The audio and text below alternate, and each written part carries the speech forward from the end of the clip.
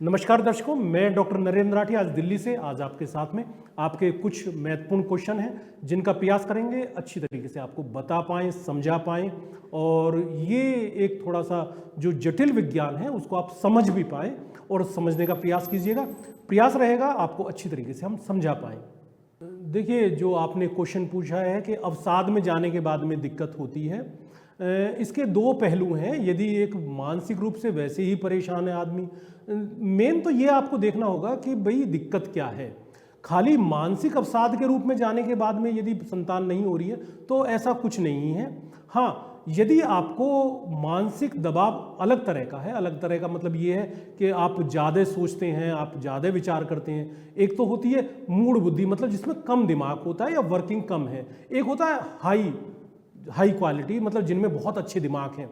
तो जिनमें बहुत अच्छे दिमाग हैं वहाँ ज़रूर दिक्कत है, वहाँ आप उसको अवसाद कह सकते हैं या हाई थिंकिंग कह सकते हैं या डिप्रेशन कह सकते हैं। उन लोगों को ज़रूर आती है परेशानी। उसकी वजह ये है कि देखिए, यदि आपका अच्छा मन नहीं है तो आपके अच्छे हार्मोन्स नहीं निकलेंगे। जब आपके अच्छे हार्मोन्स नहीं निकलेंगे, जैसे हम लोग कहते हैं कि AMH हार्मोन और जो FSH हार्मोन है वो तो ब्रेन से रिलेटेड है। यदि आपके अच्छे हार्मोन्स नहीं निकलेंगे, आप छोटा सा सोचिए ना, आप गाड़ी चला रहे हैं और आपका मन बहुत अच्छा है तो आपकी गाड़ी, यदि आपका एक्सीडेंट होता भी बच जाएगा।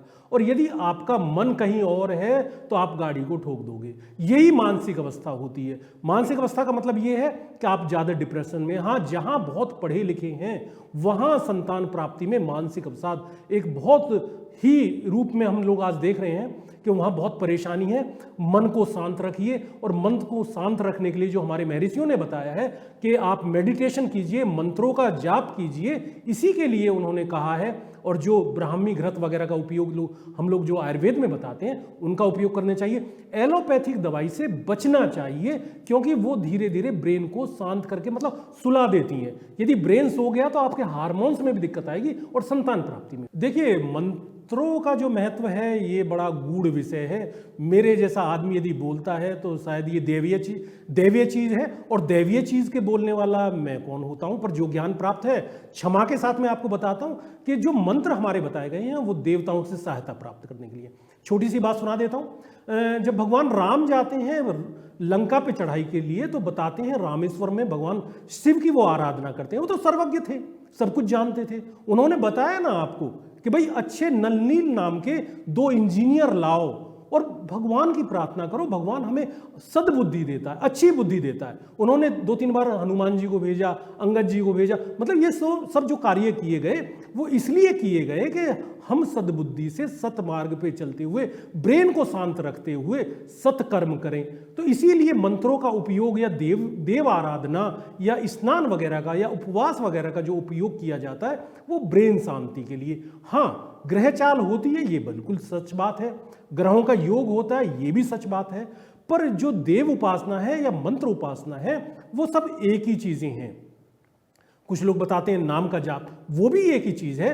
तो आपको जो गुरु प्रदत्त हो, जो आपको गुरु बताए उसको आप कीजिए। मंत्रों का उपयोग चरक संहिता में दिया हुआ है। संतान प्राप्ति में आप जाइए तो पराशर होरा शास्त्र में लिखा हुआ है कि संतान गोपाल मंत्र का आप उपयोग करें। इन सब चीजों को आप यदि करते हैं तो आपको निश्चित रूप से संतान की प्राप्ति अवश्य होगी, ये हमारा विश्वास है। और मंत्रों का जाप आदमी को जो अच्छे, देखिए 3 तरह के पुरुष होते हैं, सात्विक, राजसिक, तामसिक। तो तीनों में जो सात्विक पुरुष होते हैं वो खुद करते हैं। राजसी टाइम मिलता है तो करते हैं, नहीं तो नहीं मिलते हैं। और तामसिक को तो कितना ही आप समझा लीजिए, वो मानने वाला नहीं है। तो ये सात्विक गुण पुरुष के वो होते हैं कि जिसमें सात्विक प्रवृत्ति होती है, वो मंत्रों का जाप अवश्य करता है और उसे करना भी चाहिए। सुनने के लिए धन्यवाद। और आपके ऐसे ही क्वेश्चन कोई आए तो आप ज़रूर भेजें, ज़रूर हमें लिख के भेजें। YouTube चैनल पे जाएं हमारे पे, जो भी आपके मन में क्वेश्चन आए तो ज़रूर पूछ सकते हैं। आपके सवालों का जवाब ज़रूर दिया जाएगा।